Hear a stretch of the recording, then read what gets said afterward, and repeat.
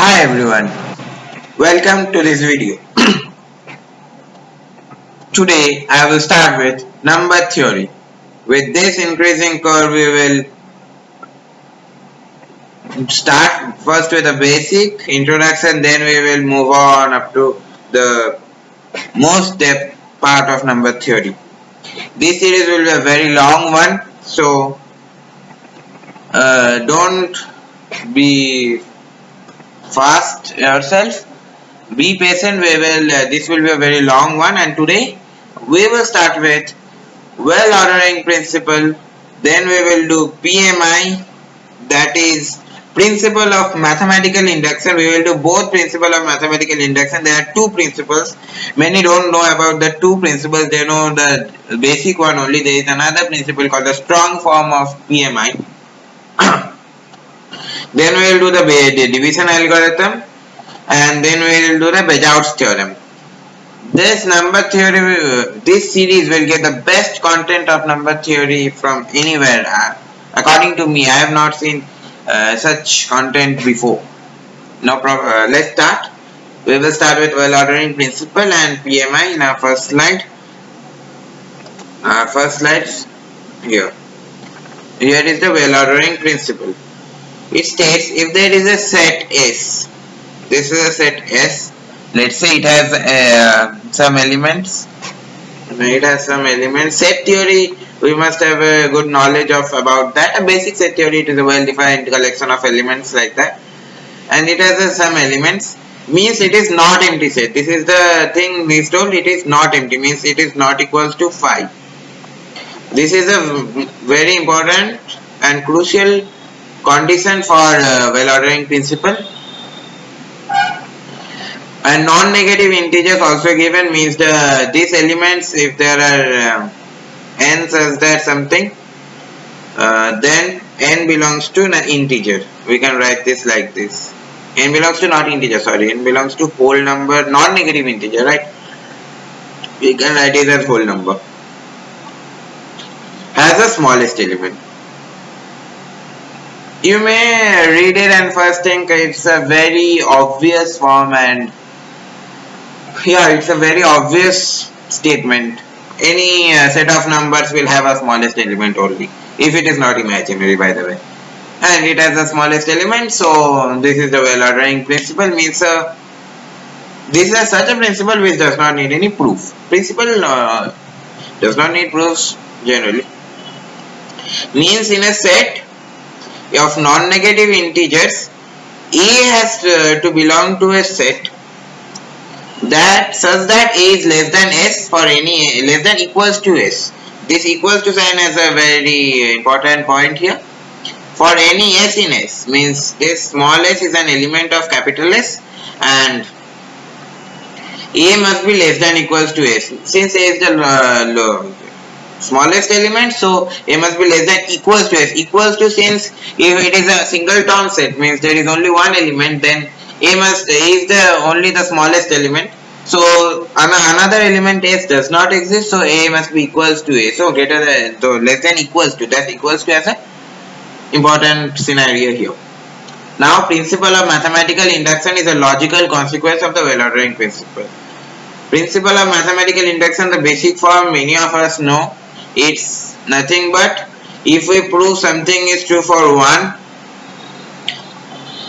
then we have to prove we have to wait one sorry for the disturbance, a phone call, right? Yes, we were here. If we prove a statement to be true for 1, and then we let the statement to be proved true for n, right? We let the statement is true for n, then we have to take the statement that is n plus 1. If we put n plus 1 there, and we have to check the truth of the statement considering n is true. If it is true, then the statement is true, means it is proved. PMI, we will solve a few questions in another series I will make, hoping hoping after some time, because PMI we will make not now, but I hope I have given you the basic idea what is this principle of mathematical induction. Means we have to first prove for this statement is used for proving.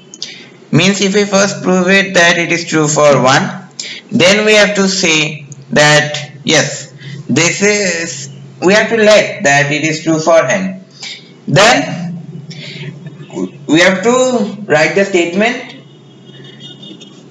which will satisfy it is true for n plus 1. Then we have to use the let we have taken, means the statement we have taken to be true. We have to use that statement and prove the statement. If it is proved, then the statement is true, and hence the initial statement is proved. This is the process of proving a statement using principle of mathematical induction. Then we have principle of mathematical induction strong form. Means here instead of this n, here it's changed. Instead of n, we have to it contains, we have to check it contains 1, 2, 3, everything up to n. Means this second part is changed a little. Strong form of induction is used in various problems in various provings of Jensen's and Holder's provings like Jensen's and Holder's inequality in inequalities. We will do that, not now, but when we will do, we will check. This has not so much importance in number theory. Number theory main importance is the weak form or the basic form. This statement is changed a little, is strong form. An integer, now this is a definition. Let this is a definition. Let me write it here. It's a definition.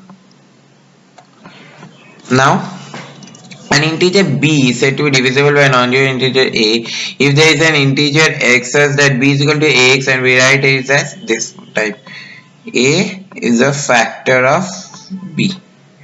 This is the symbol for is a factor of. You may read the statement. I am writing it here. Rest is the basic thing they have told. What is the definition? Means a is a factor of b, which can be represented b is equal to ax, which is very important while proving the upcoming statements. There are many statements. Yeah, there are 6 statements. Or what is my mouse here? We can then write this as a, this b is a factor of b. In case b is not divisible by a, we write this as like this. This is another symbol for a is not a factor of b. A is not a factor of b. Means factor, then cut it. A is not a factor of b. We can also read it as a divides b, a is a divisor of b, or b is a multiple of a. Or as I myself expressed, a is a factor of b. Anyways, 5 divides 10, but as 10 is equal to 5 into 2, but 5 does not divide 13. We may write this as 5 is a factor of 10, but 5 is not a factor of 13. If any integer is divisible by 2, we say it as an even integer. Definitions of even and odd integers, we have learned it from junior classes as well. Now, here are some theorems which we need to, what happened? The theorems went, I used pen. There are 6 theorems which we need to prove one by one. The proofs are there in the next page. Let me prove the first these 2 proofs. Why can I do? Let me do it here. First one. Second one I will do in the next page maybe. Let me start with the first proof. First proof, it says a is a factor of b, then a is a factor of b c for any integer c. Means b can be written as aq, right? qa, we can write it as qa also. Then bc can be written as qca is equals to qca. So this can be taken out as some other term as k. So bc is a multiple of a, since this is an integer. bc is a multiple of a, and here it is given as an integer c. So A is a factor of BC. A basic and simple proof. Similarly, we can prove. Yeah, I was here. We were talking about the some distractions arrived. Sorry for the inconvenience. We have solved the first question. Then there was another proof, right? All the six proofs are given here already. You can take a screenshot of it and you can take a screenshot of it and study it. I'm using a red pen right now. You can study it, and if you have any problem in understanding, you can comment me. I will surely. You can give me the number which you need as a separate video to prove. I will then arrange for another video on the numbers as you all gave for the comments. I will arrange for another video according to your interactions. You can read it. I hope you will understand. It's not so difficult to understand. Then we have the division algorithm. The formula is mainly used, but the proof is also very much interesting. You can read it. It give you a real enjoy if you understand each and every word by word there. But the statement is nothing but dividend is equals to the so-called division is equal to divisor into quotient plus remainder. This is the only thing here, but the thing is, this is the statement where R is lying between 0 and 0 is less than equals to R, but R is less than A. This is the thing. And mod of A we can write mod R is less than mod of A, because I will give you in this line only a question which is very much weird sort of question, but very much so called interesting. And if A is not a factor of B, means remainder, then remainder can't be 0. So we can write this as 0 is less than R is less than mod A. Means the equality sign with 0 is removed. You can study the proof. It have used well ordering principle there. Using well ordering principle, they have come up with the contradiction. And so, leaving on you that you will comment me if you don't understand, and if you understand also, please don't forget to write that. Write that. I will pleased to know. Now we have. As I told you, I will give you a nice question of basic division which you have already done in as we were a child. But let's see how many of you can solve this.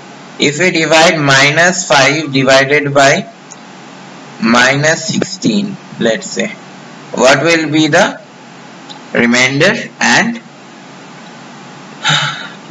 quotient? And again another 5 is divided by minus 16. Then what will be the remainder and quotient? Also another can be given if minus 5 is divided by 16. Then what will be the remainder and quotient? 3 questions, but 3 are very much so-called interesting questions. Now I'm starting with the solution. Hope you have tried. Many of you will get this as answer minus 1. This as answer again minus 1. This many of you will get as 1. Or minus 4 can also someone get. Yeah. Or 1 is also. Many will get many different sort of answers. But this answer is not minus 1. This answer is again not minus 1. I will tell you the reason. Wait a minute. This answer is again not minus 4. Here answer is 4. Here answer is 4. Here answer is 1. I hope many have got 1. This is easier as compared to others. The thing is, as I have already told you, R lies between, no, not this statement. R lies between mod A and 0. So how can R be negative? How can minus 1 be negative? We have to use here, we have to divide it by 4. We have used the quotient 4. Then we will get minus 20 here. Then we will use the division as we have done very earlier, as juniors, and we will get 4. Here also we will get minus 4 as the quotient and 4 as the remainder. And here it's a simple thing, minus 3 as the quotient and 1 as the remainder. It's just for the love of us, this is a very tricky question. Moving on. Yeah. This is the first question for today. First question for today. That was not a question, that was just a visualization of the concepts. Now it's told that square of any digit is of the form 4k or k 8k plus 1. By division algorithm we can write this as, I hope you have tried by pausing the video. I am moving on to a solution. By division algorithm we can write any number in the form of 2k or 2k plus 1, nothing else. According to division algorithm we know. Square both. Squaring both we will get, I am squaring both, we will get 4k square here, and we will get this as 4k square plus 4k plus 1, 4k square plus 4k, then we have plus 1, 4k square, then we have 4k, then we have plus 1. Acha. Then we can write this k square or as p or something like that. P, if we write this as p, so this can be written as 4p. This can be written as, if we take common 4k, then it will be k plus 1. Now, this first statement is proved. Means 4k part is very much simple and easy to get. But this will someone get 4p plus 1. If we take k into k plus 1 as p or p naught by anything like that. But we can close our eyes and just imagine, if we multiply two consecutive integers, do we not get even numbers? Yeah, we get even numbers. So this k into k plus 1 can be written as, let's say, 2q. So this first statement can be written as 8q plus 1. And so is our statement and the question proved. With this, yeah, this sometime mouse works horribly. Yeah.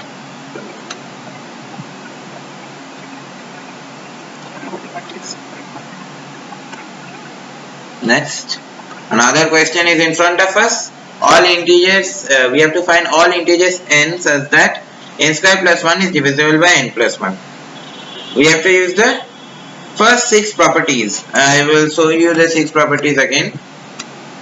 These are the 3 properties for the 3, 4, 5, 6 property. You may hope you have taken a screenshot or anything, or paused the video and written it in your notebook where you are writing. Now we have to use the properties here. See, we know n plus 1 is a factor of, 1 went up, no problem, this is the 1, and that is n square minus 1. We all know n square minus 1 is n plus 1 into n minus 1, and so it is a factor. This is a known statement for all of us. With this statement we will approach the answer. Now, and we have got n is divisible by n, sorry, not n, we have to cutting this, where we erase it here. This takes time is consumed. We have also got n plus 1 is a factor of n square plus 1.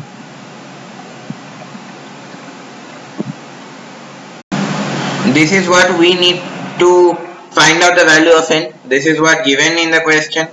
Given. You can write it as given here. Now, there was a property number 3, that if a is a factor of b and again a is a factor of c, we can write it as a is a factor of bx plus cq. Right? We apply this here. 9n plus 1 can be written as, if we write there instead of x we take 1 and instead of y we take minus 1, then we will get n square minus 1, we can write this n square plus 1 and then we will have n minus n square plus 1 again. I use the second given term first, since if or else we will get negative we will get the answer, but it seems to be weird for negative. So n plus 1 is a factor of 2, right? Is a factor of 2. Now n plus 1 is a factor of 2, so n plus 1 can be what? 0 or plus minus 1 or plus minus 2. Oh, no, sorry, it can't be 0. 0 is not a factor. I am becoming crazy like that. Plus minus 2. So n has no option to be equals only 4 values n can take, that is minus 3, then we have minus 2, then n can take value as 0, then n can take value as 1. Now we will define another very basic thing, that is GCD, greatest common divisor. Somebody tell it as HCF, someone call it ACF, and there are many other names. But with this GCD we have a very important theorem which is called the Bezout's theorem. Again, Bezout theorem, I will tell you the statement only, proof will be done by you, read by you only. And GCD is nothing but if G is the GCD of A and B. Here it is written, GCD can be written as like this, so I am writing this as like this only. A and B's GCD is G, let. So we will write G is a factor of A and G is a factor of B. Both of these tells us G is a common divisor of A and B. Greatest common divisor, this is the first condition I have written. So for it to be a greatest common divisor, there must be another divisor. D is a factor of A and D is a factor of B. This is the first condition. And D is a factor of B. Then we will write D is a factor of G as well. If both the conditions simultaneously holds, then only we can say that G is the GCD of A and B. Both conditions must simultaneously hold for G to be the GCD of A and B. Now where can I write the Bezout's theorem? I have no space. Hope you have copied or taken a screenshot as you all do. I am rubbing this part. I am rubbing this, everything. If you have not, no problem, I know. You can rewind the video and again copy it. You have all freedom to do. Now Bezout's theorem states that if A and B are integers not both 0, means A comma B, A is equal to 0 and B is equal to 0. This is the thing not allowed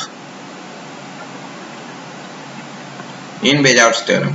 Means anyone can be 0 but not both 0. Both can't be 0. This is not allowed. First thing given. So it's telling that A and AB means GCD. I am not writing AB. Means GCD term. I am not writing this. GCD I am not writing. It takes time. I am trying to consume as less time as I can. This AB exists. We all know this AB of two numbers then exists, and that will be equals to AX naught or x, as you will say, anything, and y not b. Anyways, I'm not rubbing. Why not b? This is the statement of Béjart's theorem, means we can write this as x in the terms of x naught and y naught. These are integers x naught and y naught, and means there exists that integers, right? Then we have another definition of relatively prime or co-prime numbers. That is, if a comma b is equals to 1, this is the Béjart's theorem, and if a comma b is equals to 1, we will write that these are relatively prime numbers. Sorry, yeah, this is relatively prime numbers. Now, the third and the last question for today. If a and b let a be integers, not both 0. A comma b are co-prime if and only if there are integers x comma y such that ax plus by is equals to 1. We have to prove the given statement. A and b are co-prime, it's given. This statement simply means a comma b is equals to 1, and according to Béjart's theorem, we can write this as since a comma b is equals to 1, we have integers x and y for which ax plus by is equals to 1 is equals to a comma b. The a comma b is the Béjart's theorem, and we wrote a comma b as 1, so we have written this. And so we can conversely even prove the statement, means if this ax plus by is 1, if this was given ax plus by is equals to 1, this statement was given, then conversely we can say a comma b, they have a comma b is equals to d, means I am proving the converse of the statement given in the question. Let a comma b is equals to d. Now we will say that d is a factor of a and d is a factor of b. Sorry, I am written wrong. D is a factor of b. Béjart's theorem's converse is not so much in use, so converse we have to prove it separately, and so d is a factor of b again, and by that third property of theorems, among the first 6 properties, the third property we can write this as d is a factor of ax plus by, and ax plus by we have taken is equals to 1, so this implies d is a factor of 1, which simply means d can't be anything but 1. D is equals to 1 as d is an integer. Greatest common divisor can't be anything but an integer only, and so d is equals to 1 as the only possibility. So the converse is also proved. Now this is another question, I have written it here. A, B are co-prime, every integer n can be written in the form of n is equal to ax plus by for some integers x comma y. This is the homework question. Moving on with the note of thanks. This is the note of thanks. I have skipped some proofs of the theorem like the Béjart's theorem and the division algorithm, and also the first 6 theorems. I have given the first theorem only just to show how proving takes place. If you have any problem in understanding any of the proofs, that 5 and to 7 proofs, any problem, you can comment me. And in our next video we will do some more such proving problems. We will do the homework question first, then we will do some more questions like this, and That complex number series is I will start with the complex number series in my next video. In my next video of number theory, I will do complex number in my next video. Complex number means the first series. The detailed series we will continue complex number in my next video. Thank you.